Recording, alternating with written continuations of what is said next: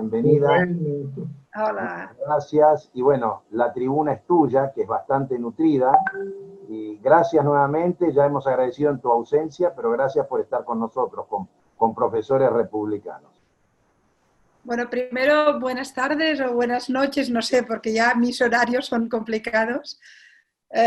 Pido disculpas por el retraso, pero estaba en un programa de televisión, no podía antes. Me ha sabido muy mal no poder escuchar a la embajadora, porque estoy convencida que habría iluminado muchísimo más, digamos, las lagunas que podemos tener todos con este conflicto. Y agradecer a ustedes, a los profesores republicanos, a este grupo de gente brillante, inteligente, de gente que quiere entender los conflictos que hay en el mundo, agradecerles que pongan una ventana en un conflicto que parece pequeño y es enorme, que tiene unas dimensiones geopolíticas muy serias y que además de alguna forma también pone el foco sobre un pueblo, el pueblo armenio, que ha sido un pueblo que ha sufrido mucho, mucho, y que ha sufrido mucho en demasiada soledad y ha sufrido mucho con demasiado olvido, a veces demasiado solos en su recuerdo, en su dolor y también en su reivindicación. Y en este sentido me siento profundamente orgullosa. Yo tuve, quiero que lo sepa la embajadora, tuve la oportunidad el día de Yom HaShoah en Barcelona, el día del Holocausto judío, se hizo también un acto con la comunidad armenia para también recordar el genocidio armenio y fui la oradora y fue para mí un auténtico honor porque soy de aquellas personas que sin ninguna duda, está convencida que el genocidio armenio fue el primero y además fue una escuela para aprender a matar masivamente.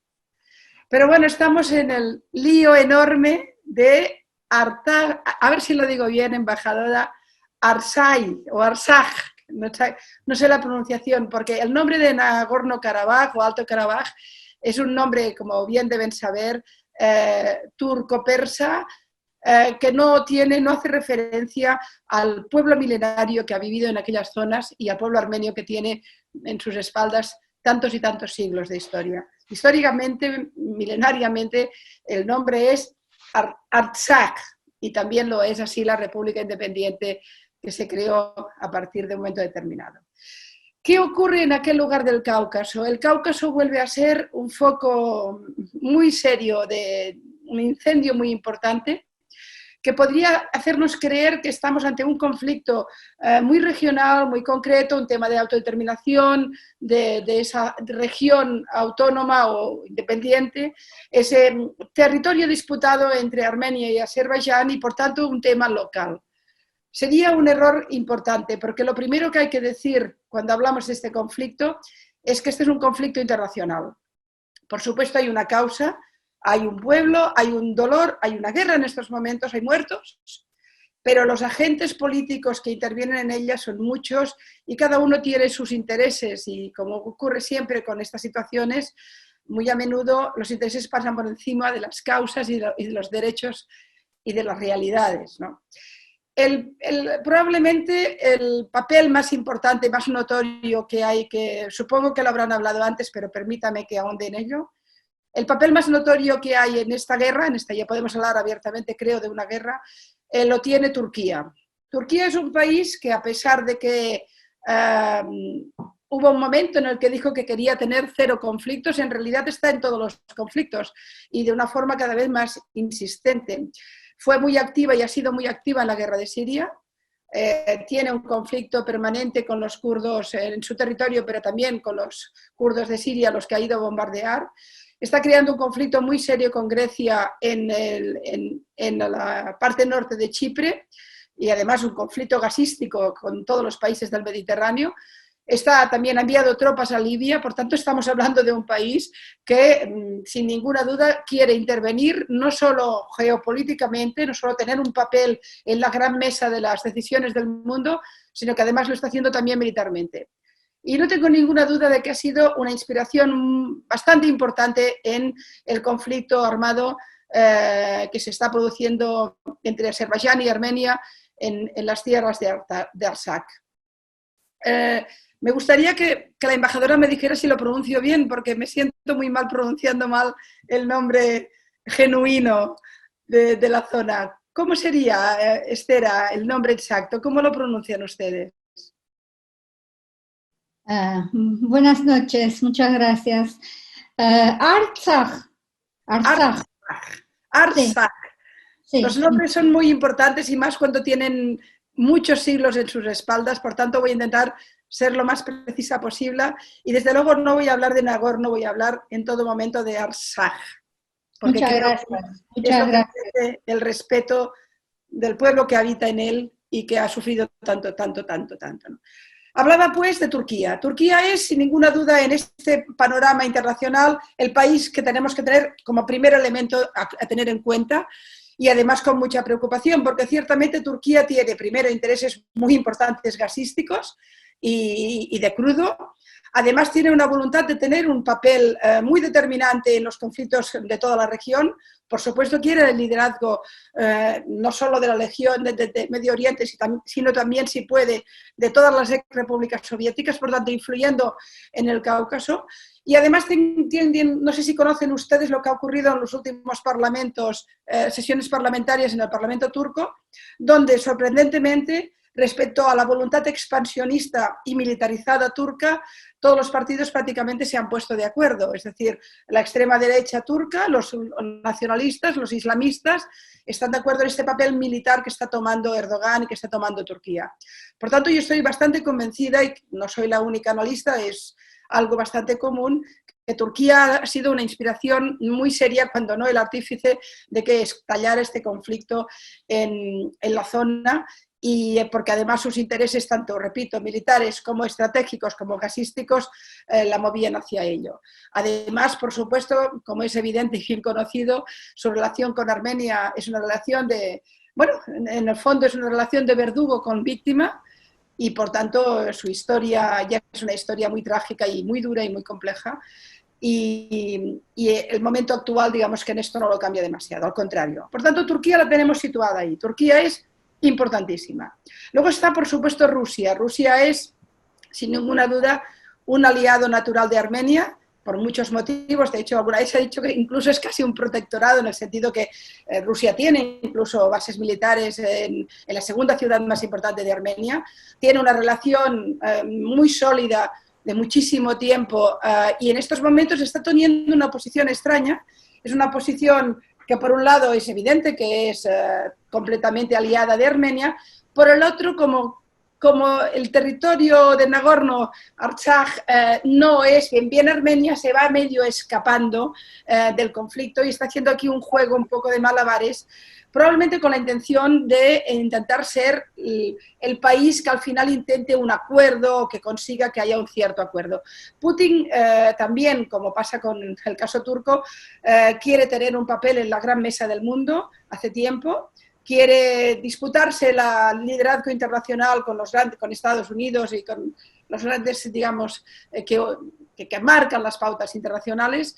Y bueno, es evidente que su papel en Crimea, en Georgia, en Ucrania y ahora aquí, pues es un papel que puede ser muy determinante. También lo fue, como bien saben ustedes, en el caso de Siria. Está, por supuesto, Irán. Irán es un país que tiene una excelente relación con Armenia desde, creo, no quiero equivocarme en los términos, pero me parece que reconoció a Armenia muy, muy al principio de la existencia como país, es decir, han tenido siempre una relación estrecha. Y es una relación también importante y sorprendente, porque Irán es un país chiita, Azerbaiyán también es un país chiita, Armenia es un país cristiano, y sin embargo ha habido ahí una relación estrecha, especialmente comercial, pero y también diplomática, muy sólida con Irán, que tiene unas pésimas relaciones con Azerbaiyán, como creo que también es conocido. En ese cuadro aparece de golpe un país que me imagino que a muchos de los que están escuchándonos les puede sorprender, que es Israel. Israel tiene un papel en esta contienda antipático. Oso decir antipático, conociéndose como es conocida mi simpatía por el Estado de Israel y por su derecho a la existencia, pero me cuesta mucho entender su posición, aunque entiendo los motivos por los cuales se ha ido produciendo la situación. Israel es un país que necesita, sin ninguna duda, muchas relaciones internacionales, cuanto más mejor, y estableció una relación bastante importante en materia comercial, pero también y sobre todo militar, con Azerbaiyán desde hace muchísimos años. Es un hecho indiscutible, incuestionable y además absolutamente demostrado que de la misma manera que Turquía está enviando, como decía la embajadora, mercenarios sirios a luchar contra los armenios, por cierto, también envía mercenarios sirios a Libia, es decir, está enviando mercenarios a dos zonas de conflicto. Israel es quien ha dado a los azeríes de Azerbaiyán, especialmente los drones militares, la inteligencia militar, y por tanto ha dado un soporte muy importante en materia militar a Azerbaiyán. Es evidente que esto nace mucho antes del conflicto actual y que por tanto tiene una lógica a muchos niveles. Por ejemplo, a Israel le interesa tener una buena relación con Azerbaiyán, que tiene frontera con Irán, y además eventualmente tener en algún momento la posibilidad de poder utilizar pistas de aterrizaje por si eventualmente algún día se produjera algún tipo de conflicto con Irán o incluso bombardear algún tipo de temas nucleares, etc. Es decir, en los intereses geoestratégicos de Israel, una buena relación con Azerbaiyán es algo comprensible. Sorprendentemente, por tanto, un país judío tiene una buena relación con un país chiita, que tiene una mala relación con otro país chiita, que tiene una buena relación con un país cristiano. Si ustedes han entendido algo, les felicitaré porque es así de complicado, Además, Israel también, sin ninguna duda, tiene una necesidad de crudo muy importante y los precios que da Azerbaiyán a Israel son precios muy buenos y muy solventes. Y con Armenia, Israel había empezado ya a solidificar, por suerte, que nos lo celebramos muchísimo, mucha gente, los que amamos al pueblo judío y amamos al pueblo armenio, celebramos muchísimo que se estaban solidificando de manera muy, muy brillante las relaciones entre Armenia e Israel, con la llegada del embajador armenio al Estado de Israel y, por tanto, con el inicio de un proceso de normalización que nos permitía imaginar también relaciones económicas sólidas y comerciales, etc. Este conflicto, el recrudecimiento del conflicto ha complicado las cosas. Entiendo perfectamente que el pueblo armenio, que el Estado armenio haya pedido explicaciones al embajador israelí. La situación de Israel en este conflicto es compleja y yo creo que sin ninguna duda es, desde mi punto de vista, criticable. Aunque es comprensible en términos, como repito, de intereses económicos, comerciales y también diplomáticos e incluso de inteligencia militar. Además, hay otro elemento que hay que tener también en cuenta. Los voy poniendo todas las piezas y luego de ustedes en las preguntas vamos a intentar acabar de ordenarlo. Israel también tiene una sólida relación con Turquía, entre otras cosas porque además es un gran comprador de productos turcos. Cualquier ciudadano israelí que vive en Israel sabe perfectamente que una parte muy sustancial de lo que compra en el supermercado es turco. Es decir, la relación, y ha sido también una relación sólida. En algún momento se puso más compleja cuando hubo, por ejemplo, lo de la flotilla de Gaza y algunos donde Erdogan financió esa flotilla contra Israel, que hubo un momento de tensión, pero por el resto parecía que la relación de Turquía, que históricamente ha sido relativamente buena con Israel y comercialmente muy importante, era sólida. La aparición del segundo Erdogan, el Erdogan después del golpe de Estado, el Erdogan que se refuerza ideológicamente, pero también presidencialmente, y que ya muestra al mundo con toda su crueza la voluntad de expansionismo, de volver a recuperar el ideal del Imperio Otomano. Hablamos de esto en realidad, estamos hablando distinto, no sería el Imperio Otomano, sería la capacidad de tener influencia en los viejos territorios del Imperio Otomano, ha hecho que la relación con Israel continúe siendo sólida y comercialmente importante, pero ya se miran un poquito más con resquemor, y además el papel de Turquía en Siria también ha sido el que ha sido, ¿no? Con todos estos elementos tenemos a la población, a la gente de Artsaj, sufriendo eternamente lo que empezó un 4 de julio, creo recordar, quiero decirlo bien, de 1921, de la manita de un señor llamado Stalin, que hizo cambiar la decisión del Comité Caucásico Bolchevique, que se había reunido en Tiflis en un momento histórico y que por supuesto había dado a Armenia el territorio de Artsaj como tenía que ser, porque hablábamos de un territorio armenio con todas sus características, su identidad, su memoria, su historia, y que 24 horas después, por la presión de Stalin, que por supuesto donde ponía el dedo ponía la bala, se pasó y se lo dieron a Azerbaiyán. Y empezó ahí una historia trágica que no va a acabar hasta que no tengan el proceso de autodeterminación totalmente culminado y sea reconocido por la ONU, o ya ha entrado ya en una dinámica con Armenia y puedan ser el pueblo que quieren ser, sin el peso específico permanente, la presión y el intento de dominio y el conflicto permanente con los azeríes, que poco tienen que decir en aquel territorio, porque ese territorio nunca ha sido ni chiita, ni musulmán, ni por supuesto azerbaiyánés. Pero no sé si paro, porque Guillermo, tú sabrás, yo sabes que empiezo a hablar y no paro y quizá hay muchas preguntas. No te escucho. Tienes la voz, tienes que poner tu voz. Sí, sí. Ahora.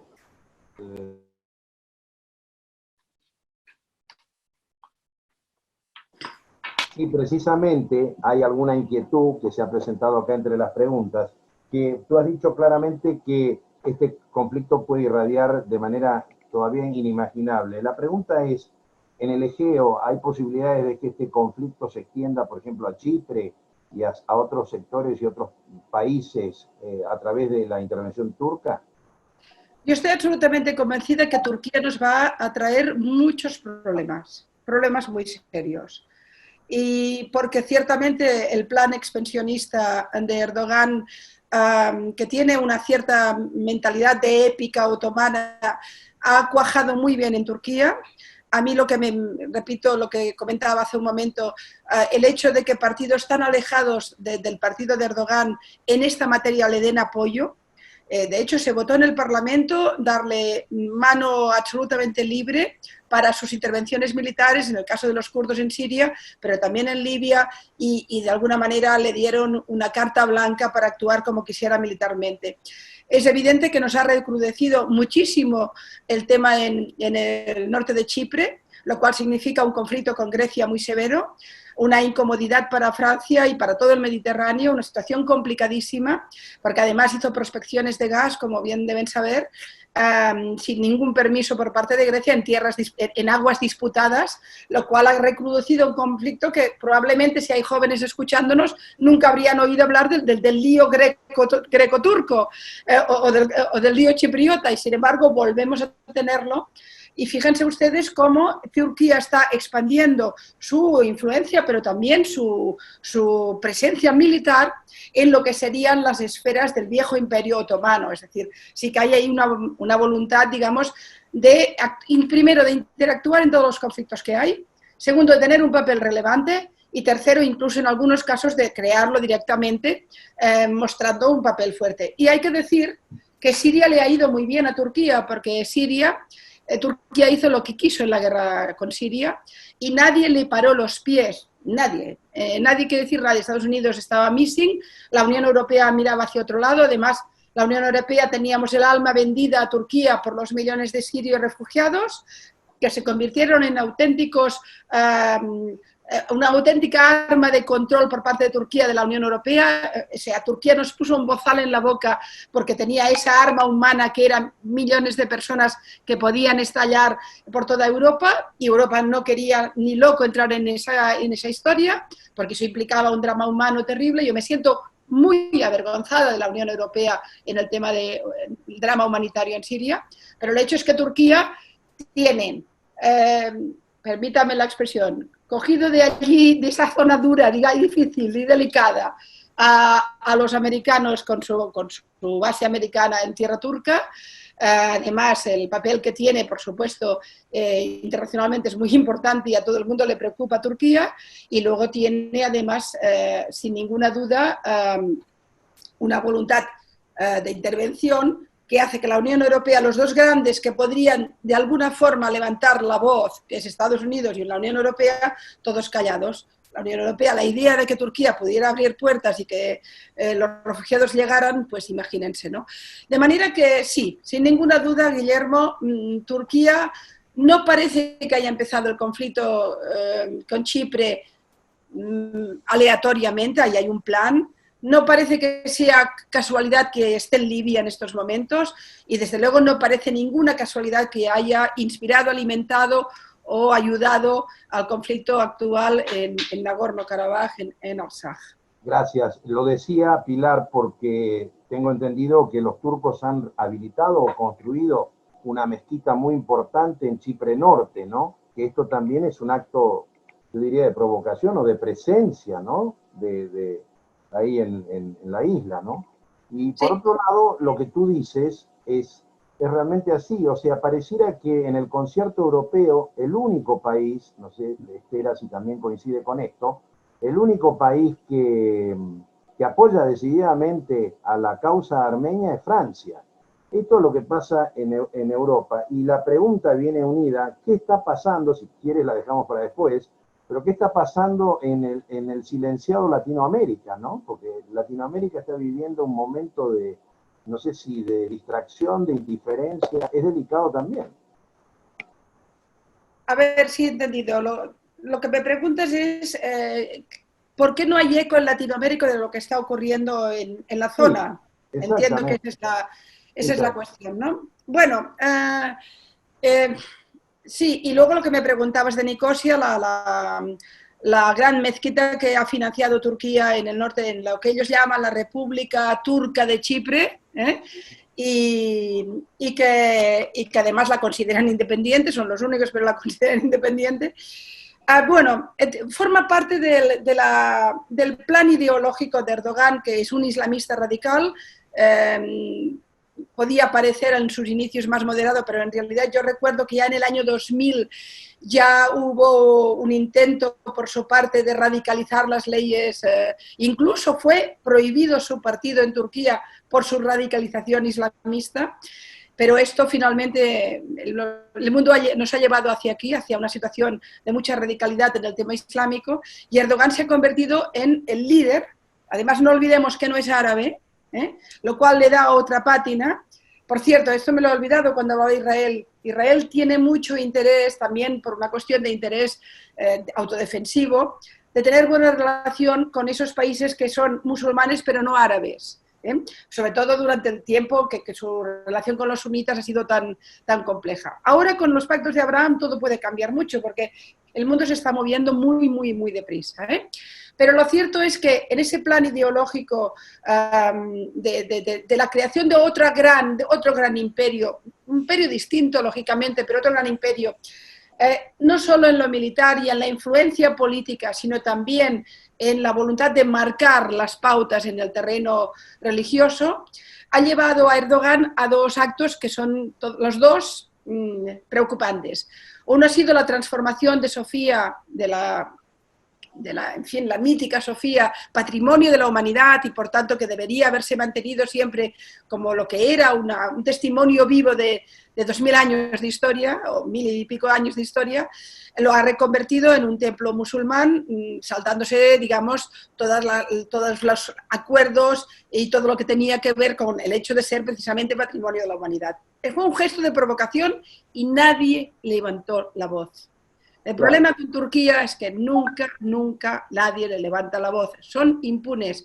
Y luego han hecho esta gran mezquita en el norte de Chipre, en la capital, que también ha sido una provocación, porque hablamos de un territorio donde siempre musulmanes y cristianos se han llevado bien, no ha habido problemas de convivencia, pero nadie tampoco ha querido ser más que nadie. La mezquita es, búsquenla ustedes en Google, es de una ostentación brutal y tiene esa vocación de aquí estamos nosotros, esto es el Islam, y además el padre del Islam es Turquía, ¿no? Y va pasando las cosas y algún loco como yo hacemos un artículo en un lugar, en un periódico, pero en fin, la impunidad de Turquía, no se olviden ustedes que llegaron a entrar en territorio sirio para bombardear a los kurdos de Siria y nadie les dijo nada, es decir que...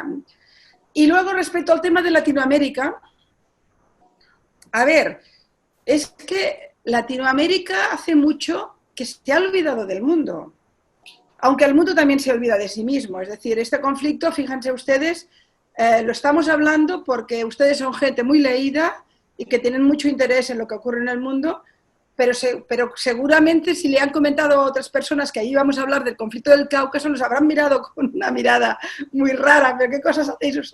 Y yo lo he dicho ahora en mi programa de televisión, digo, me voy corriendo porque tengo una conferencia para hablar del conflicto del Cáucaso y también me han mirado raro, pero ¿qué se te perdió ahí, no? Bueno, ahí se te perdió que nos jugamos valores fundamentales, nos jugamos que países que son cada vez más dictatoriales como Turquía tengan un papel cada vez más relevante, por tanto los valores que representa la democracia liberal están en juego. También nos jugamos el derecho de los cristianos a vivir, porque quizá no es el tema de hoy, pero yo que he hecho un libro titulado SOS Cristianos explicando la masacre lenta, la limpieza étnica de cristianos que se está produciendo en tierras del Islam, también hay que levantar esa bandera o esa cruz, en este caso, que me parece importante, ¿no? Pero ni Latinoamérica, pero ni Europa. Aquí, seamos justos, Guillermo, a los medios de comunicación solo les interesa el conflicto con Israel. Eso sí, ese portadas, ese periódicos, noticias, lo pequeño que lo hagamos grande, el Netanyahu es un monstruo, en fin, todo esto nos lo sabemos, porque ese conflicto es un conflicto que tiene una intencionalidad política y quienes mueven el juego mediático juegan con él, pero el resto nunca interesó. Y Armenia es un país pequeñito, amable, que nunca causó ningún problema a nadie, ¿a quién le va a interesar, no? Y de golpe una cantidad de gente allí sufriendo y muriendo, además es meterse con el tema islámico, Azerbaiyán, un país musulmán, chiita, Irán de por medio, Turquía de por medio, ¿quién se mete en ese lío? Y luego, permíteme algo más, cada vez somos más incultos, cada vez somos más incultos. Y ahora hablo directamente para mis compañeros periodistas. Antes, para hablar de un conflicto armado, había gente que había leído 3 libros hasta 4. Hoy van a Wikipedia. Y claro, Wikipedia no te lo explica. Es decir, y entonces hablar de estos conflictos complejos, donde estamos jugándonos el equilibrio de poder del mundo, pero que tampoco no entendemos ni sabemos nunca cómo ha nacido, pues ¿qué me explican? Pero si los armenios aún están luchando para que todo el mundo reconozca el genocidio. Y seamos claros, hay países que no han reconocido el genocidio por miedo a Turquía, por no molestar a los turcos, porque los turcos no se enfaden, Israel mismo. Yo tengo un dolor inmenso con Israel en este tema.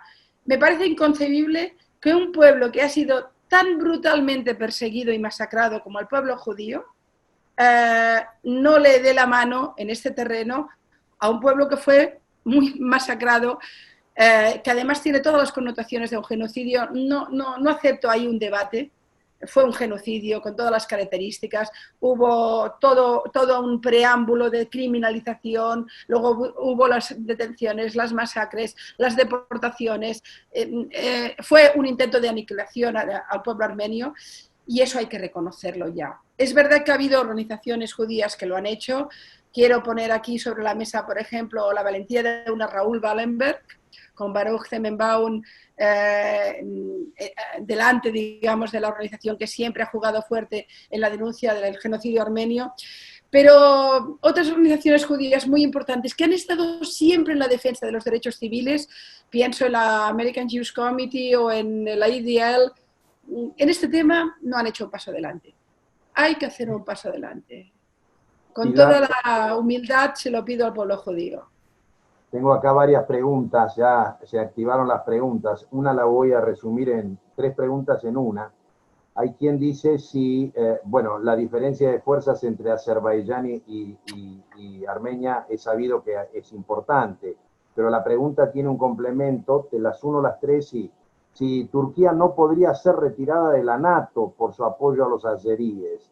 Y cómo se ve la situación o el papel que está jugando Estados Unidos en el conflicto, dado que hay bases americanas en Turquía. Y entonces ahí también es otro tema. Y la tercera parte de la pregunta, no te quiero atorar mucho, ¿no? Pero ¿ha tenido China alguna toma de posición en esto? Y después queda una más, una apreciación de Agop Tabakian, el amigo Tabakian. Después te la digo, pero lo primero es esto. ¿Qué pasa con la NATO y Turquía? ¿Qué pasa con Estados Unidos? ¿Y qué pasa con China? Bueno, es que pasa lo que comentábamos, es decir, Turquía tiene, lo ha recordado, yo lo había dicho antes, Turquía tiene dos elementos de secuestro del alma, digamos, de política internacional. Uno es las importantísimas bases americanas en suelo turco, lo cual esto siempre va a convertirse en un secuestro permanente, digamos. Es decir, el chantaje que Turquía hace con esas bases militares es un chantaje permanente que está siempre en todas las agendas políticas de todas las casas blancas. Piensen lo que piensen, tengan la decisión que tengan. Es decir, uno no, con Turquía, cuidado, Turquía está en una posición geoestratégica importantísima, Turquía es un problema en Europa, además juega también con las grandes minorías turcas que hay en Alemania y en otros países, donde también eso puede activarse de alguna manera, y luego está, sin ninguna duda, el tema de los refugiados sirios, que ha hecho que la Unión Europea ni exista. De manera que yo soy pesimista al respecto, yo creo que la NATO no tiene mucho que decir, quizás si esto se recrudece, veremos qué ocurre, pero la posibilidad de que Turquía tenga algún tipo de castigo por su posición en este conflicto, sinceramente creo que hay que ser muy ingenuo para pensarlo y sería la primera sorprendida si ello ocurriera. Estados Unidos pasa un poco lo mismo. Nadie quiere asustar a los turcos.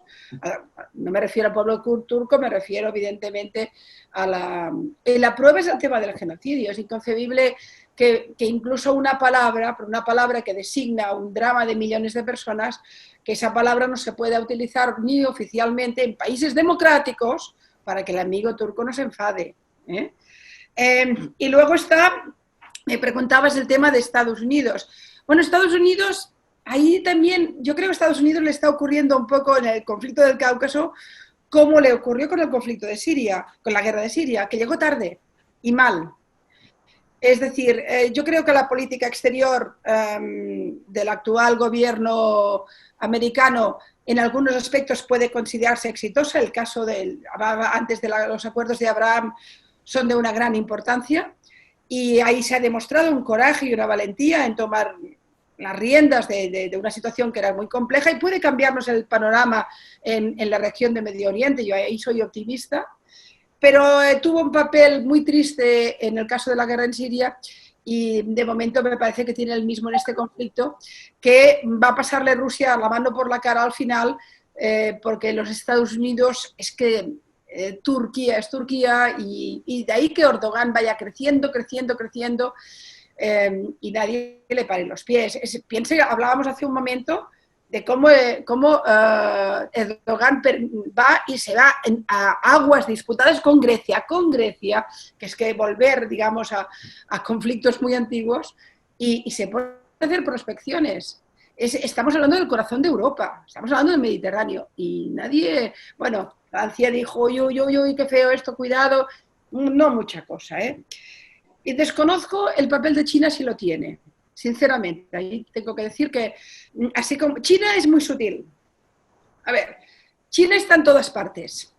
Creo que esto ya empezamos a saberlo, porque tiene una voluntad también de tener un gran papel en el gran panorama del mundo y es evidente que está interactuando en África, ha ido penetrando en África con mucha sutileza y va a acabar siendo casi el amo de África. Acaba de hacer un acuerdo económico multimillonario de una importancia brutal con Irán, tanto que incluso ha habido protestas en Irán diciendo que Irán se había convertido casi en una colonia china. Tiene un papel, como bien saben ustedes, en Latinoamérica importante, en Perú, en Venezuela, de otra manera, pero ahí están. Y como ustedes bien saben, la política exterior china, ninguna política exterior tiene derechos, siempre hay intereses, pero si alguien lleva ese axioma a sus máximas consecuencias es China. China funciona por intereses y todo conflicto donde hay un agujerito para meterse ahí se mete. Pero desconozco su papel en este caso, quizá la embajadora sabe más que yo lo desconozco. Tú sabes que acá, algo que has dicho, pero que Tabaquian lo ratifica, dice que Artsaj nunca fue parte de la República de Azerbaiyán, sino que estuvo integrada como cuando fue República Socialista Soviética Azerbaiyán. Eso sí, eso lo ha dicho Pilar.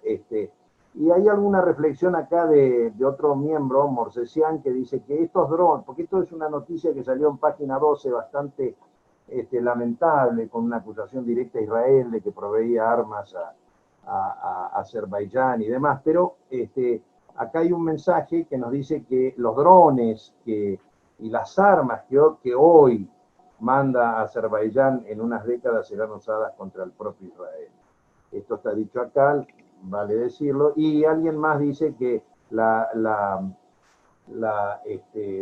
Fundación Raúl Wallenberg hoy está no presidida por Baruch Tenenbaum, sino que está presidida por Eduardo de Ornequian, ¿no? Que son además, dicho sea de paso, son muy amigos y están trabajando muy juntos los dos. Tengo el gusto de conocerlo a Baruch y sé de la amistad con Eduardo, a quien también conozco.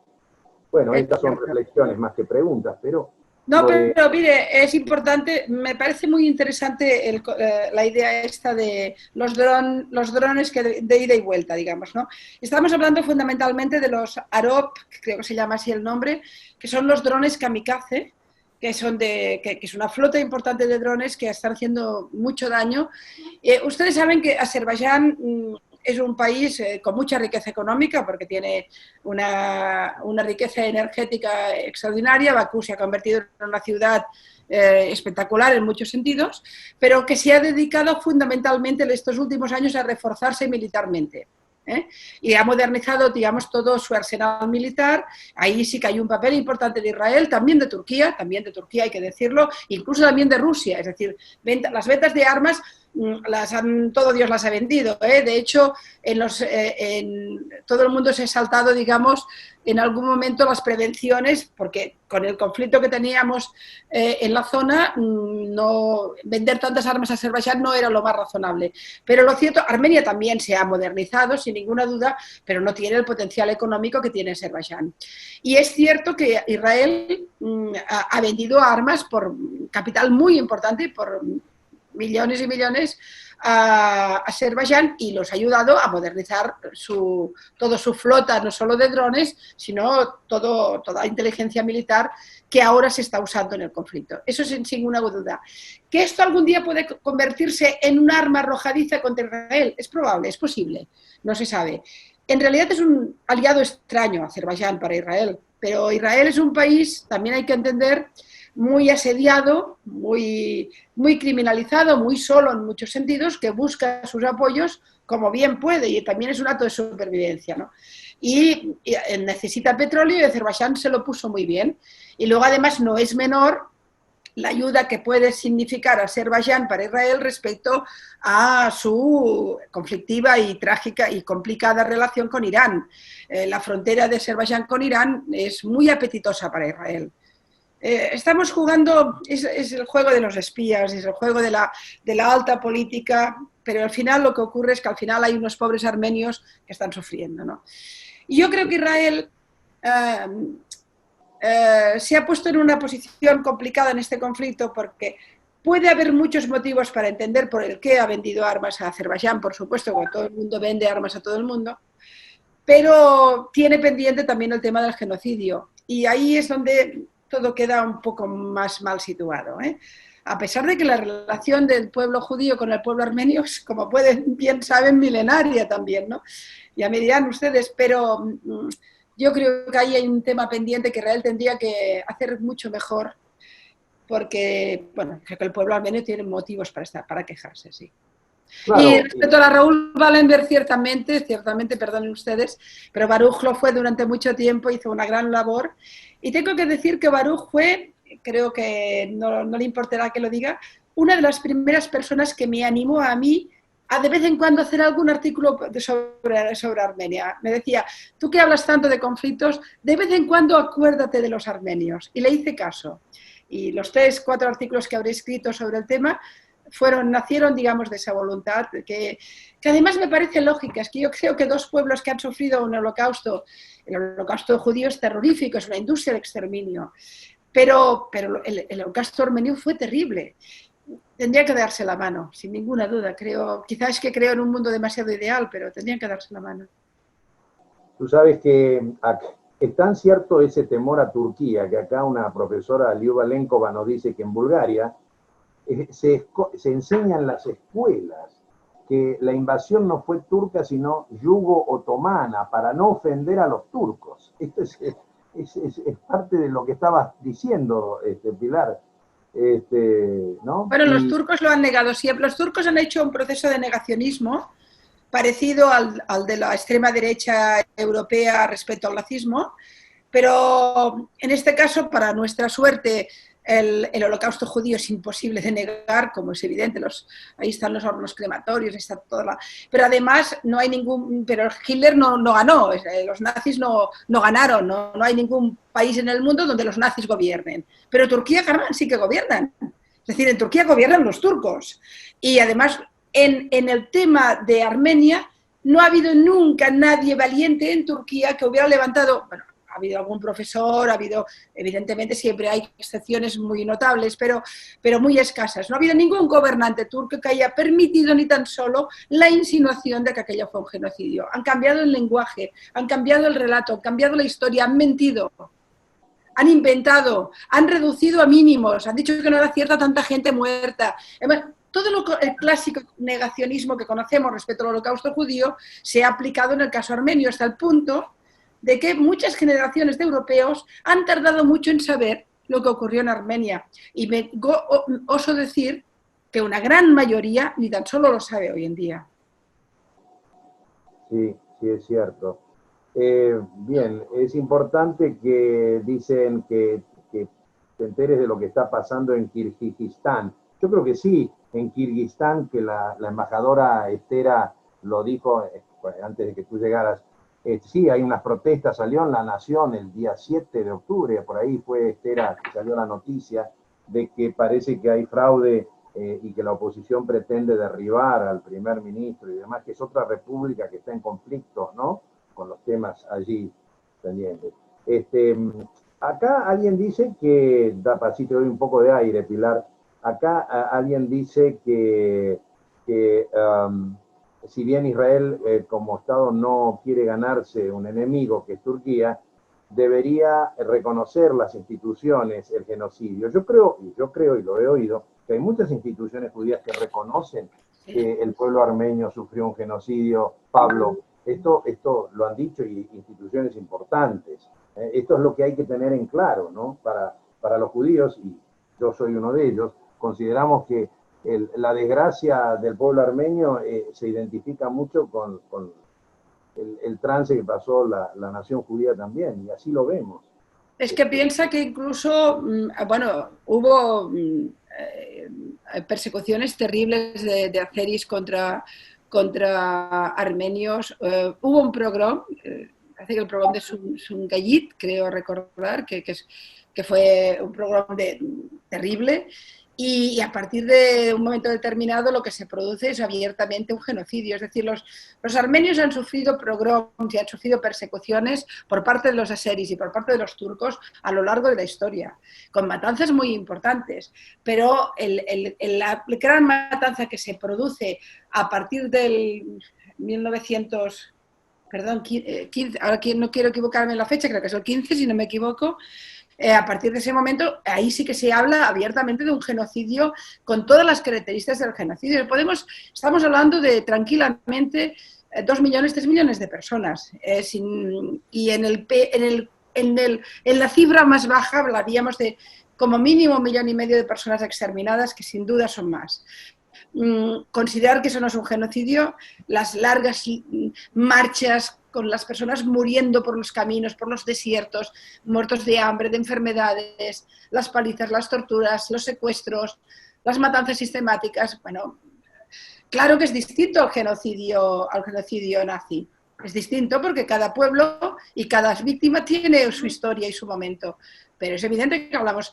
Europa ha vivido 3 genocidios. Eso tenemos que tenerlo muy claro. Y si no, estamos mintiendo la historia.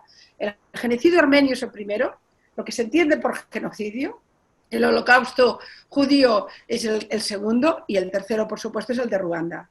que tampoco ha interesado mucho, tampoco, porque es África, que también queda lejos. Al final, fíjense ustedes que cualquier cosa que pasa en el mundo interesa o no interesa en función de cuál es la víctima y de qué poder tiene la víctima, ¿no? Y las víctimas armenias tienen poco poder. Es que es tan cierto que el genocidio, yo me permito decirles que el genocidio armenio comienza incluso a finales del siglo XIX con el sultán Mehmed, que también generó un genocidio espantoso ahí, que de ese no se habla. Y a eso se le puede sumar un lugar, un territorio, que es el territorio embajadora de Najicheván. El territorio de Najicheván fue raleado de armenios antes del 15 y se lo limpió de armenios también. Ese es otro genocidio. No sé, acá está Roberto Malcachian, también un estudioso profundo, que puede confirmar lo que estoy diciendo. Y de Najicheván hoy quedó limpio de armenios y nadie dice nada. Y es una región que, ese también es un tema a tener muy en cuenta. Es que yo creo que no hay ninguna duda de que el pueblo judío ha sido un pueblo perseguido durante 2000 años de una manera atroz y terrible. Yo tengo una frase que escribí hace mucho tiempo que aún sirve, ¿no? Que lo resume así. Primero les dijimos, no pueden vivir entre nosotros como judíos. Después les dijimos, no pueden vivir entre nosotros y los expulsamos. Y al final les dijimos, no pueden vivir. La historia de la persecución al pueblo judío, que es una historia europea, y es una historia, hay que decir aquí, cristiana, o empieza, digamos, es una historia terrible. Pero después del pueblo judío, si hay un pueblo que ha sido perseguido y ha sufrido en silencio y en el olvido, es el armenio. Y ahí sí que los azeris han sido terribles, los turcos han sido terribles. No olviden nada más que Turquía y Azerbaiyán son prácticamente, hablan, bueno, Erdogan con el único presidente de gobierno del mundo que puede hablar la misma lengua es con el presidente de Azerbaiyán. Es decir, la lengua son primas hermanas, es como el portugués casi y el castellano, son pueblos hermanados en muchos sentidos y desgraciadamente los armenios han tenido a los dos encima en múltiples ocasiones en la historia. Yo creo que sí que el mundo tendría que levantar la voz por los armenios, sin duda. Bueno, vamos a ir cerrando porque ya es tarde y Pilar tiene que irse a la cama. Yo estoy un poco ya de baja, la verdad es que ya estoy... la última...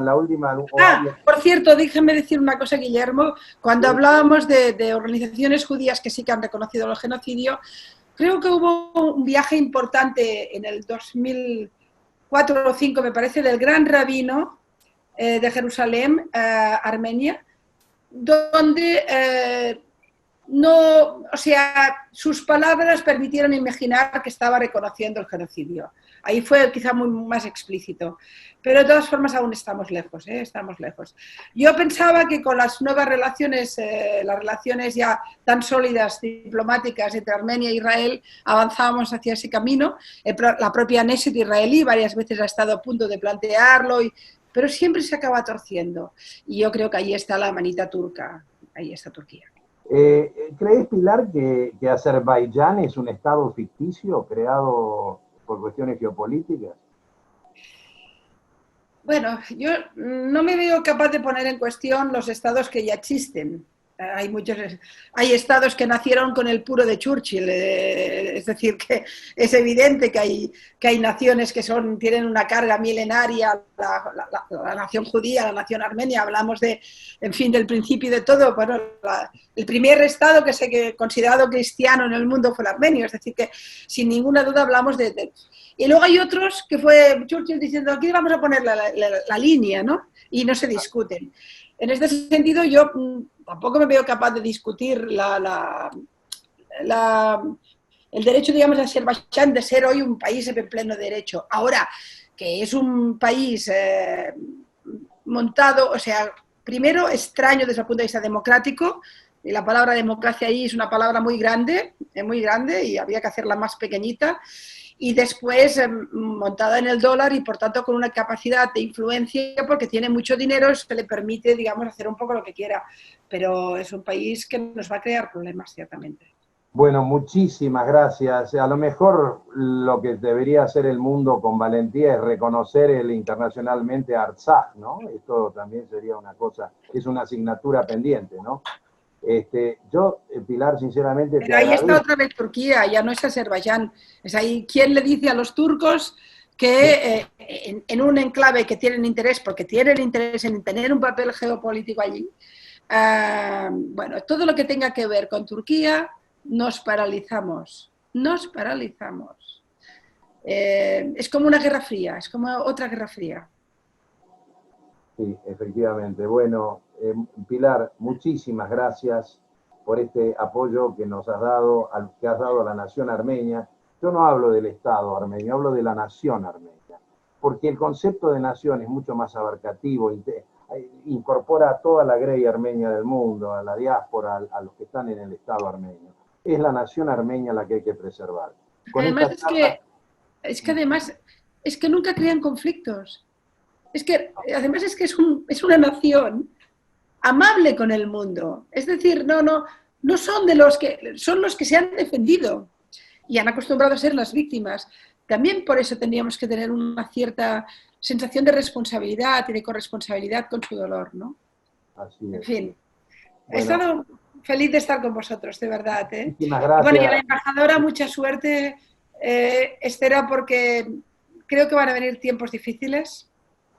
No, ojalá esto se pare. Mi impresión a día de hoy es que va a ir a peor y no tengo muchas esperanzas de que haya demasiada reacción del mundo, por lo que voy viendo.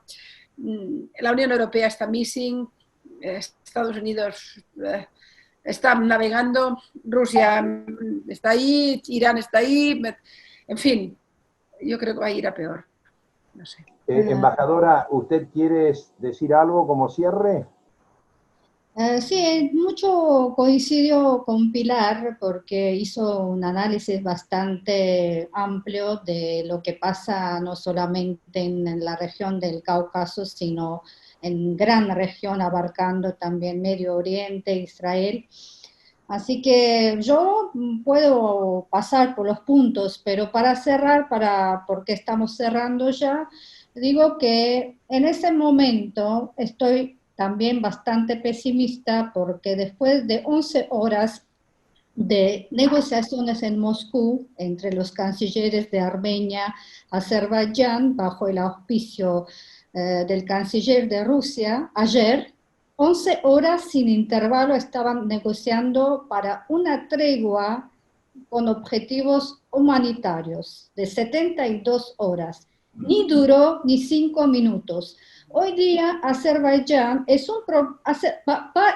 ataque, también esta guerra va a ser un problema para Azerbaiyán mismo, para su soberanía, porque hoy Turquía trata a Azerbaiyán como una de sus provincias.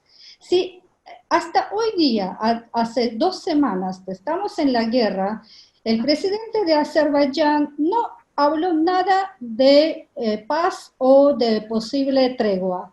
Habló solamente de incorporar a Turquía en las negociaciones, en el formato de negociaciones. Así que ahora está en peligro la misma soberanía de Azerbaiyán. Turquía lo va a tragar también, así que es un peligro. No duró ni 5 minutos porque hoy en todos los medios de Turquía criticaron a Ilham Aliyev, a presidente de Azerbaiyán, por aceptar el acuerdo de tregua por objetivos humanitarios y también por firmar un documento donde se dice que el formato de las negociaciones pacíficas no se cambiará. Eso es la primera victoria de Rusia ante Turquía, donde se dice que las partes se acuerdan que el formato de negociaciones no se cambia. Así que hoy ni duró 5 minutos la tregua humanitaria, ni 5 minutos. Y hoy día yo no tengo ningún tipo de optimismo y tengo el olor, es mi suposición, es mi opinión personal, no es una información oficial, sino mi análisis personal, que yo no descarto que Rusia va a intervenir militarmente. aunque desde el principio Azerbaiyán y Turquía estaban provocando con estos ataques, primero en julio y después ahora, para que intervenga Rusia militarmente. Eso sería una excusa para que ellos amplíen sus operaciones militares en Armenia. Es su plan expansionista, neo-otomana y también genocida. No una vez que el presidente de Erdogan, el canciller de Turquía, declararon que hasta van a bombardear la planta atómica de Armenia. Solo la existencia de declaración, nosotros sabemos que, aunque yo no descarto que están capaces de hacerlo, pero sí, solo la declaración ya mismo significa que es un plan genocida también hoy día, que en 1915 el gobierno de jóvenes turcos no fue, el genocidio del 1915 no fue suficiente para Turquía, que hoy día siguen el mismo plan, el mismo negacionismo y con todas sus acciones diplomáticas, políticas, militares indican que están implementando, quieren finalizar su plan genocida. Así que eso es la situación. Yo tengo muchísimo miedo de una guerra a mayor escala, porque hoy día Armenia está luchando contra terrorismo internacional para la seguridad global. Si hoy día Unión Europea o OTAN, para OTAN, hoy día Turquía es un gran problema, porque, por ejemplo, Canadá ya frenó el suministro de armas a Turquía por esa guerra. Alemania ya hace unos años que está retirando su base militar, pero Turquía tiene el segundo ejército más grande de OTAN y hoy día tiene 435 efectivos, 435.000 efectivos. Sí, es el segundo más grande después de Estados Unidos. Pero hoy día la política agresiva de Turquía contradice a la política de defensa de OTAN. Si hoy día la Unión Europea no frena a Turquía va a expandirse hasta Balcanes y después hasta Austria. Así que eso es su proyecto neo-otomano, imperialista, genocida. Hoy yo tengo mucho miedo, de verdad, porque creo que Rusia hasta hoy día habló en un idioma diplomático, pero estos dos países no entienden el idioma diplomático. Hoy día todo el mundo, porque la comunidad internacional no es algo abstracto, esto es la comunidad internacional, son intereses, principios y convicciones. Ahora vemos quién es quién, qué intereses tiene en la región, si tiene interés para que sea guerra, si tienen principios, si tienen convicciones. Así que hoy la comunidad internacional no está actuando adecuadamente, porque hoy existen, sí, todos los mecanismos civilizados para intervenir, para frenar un nuevo genocidio. 100 años antes no existía ni Naciones Unidas, ni Unión Europea, ni Consejo de Europa, ni Organización de Seguridad y Cooperación en Europa. No existía ningún tipo de organismo internacional, pero hoy vemos que ninguna de estas organizaciones está capaz para frenar a un país, Turquía. Así es. Bueno, muchas gracias, embajadora. Muy claros sus conceptos, su valentía en decirlo, realmente muy claro. Bueno, me queda en nombre de profesores republicanos despedirla a Pilar, despedirla a Estera, y a todos ustedes que han estado acá, a los integrantes de la comunidad armenia argentina, que como dijo Pilar, no han hecho nada malo. En la Argentina todo lo que han hecho es bueno, realmente, y sinceramente le han dado una impronta a la Argentina importantísima. Así que bueno, que tengan todos muy buenas noches. Nos veremos posiblemente, no sé si el sábado que viene o el otro, ya les informaremos, en otra noche de Sábados Republicanos. Gracias, Pilar. Gracias, Cohen, por traernos a Pilar. Gracias a todos. Que sigan Muchas todos. gracias a ustedes también. Suerte. Gracias, como no.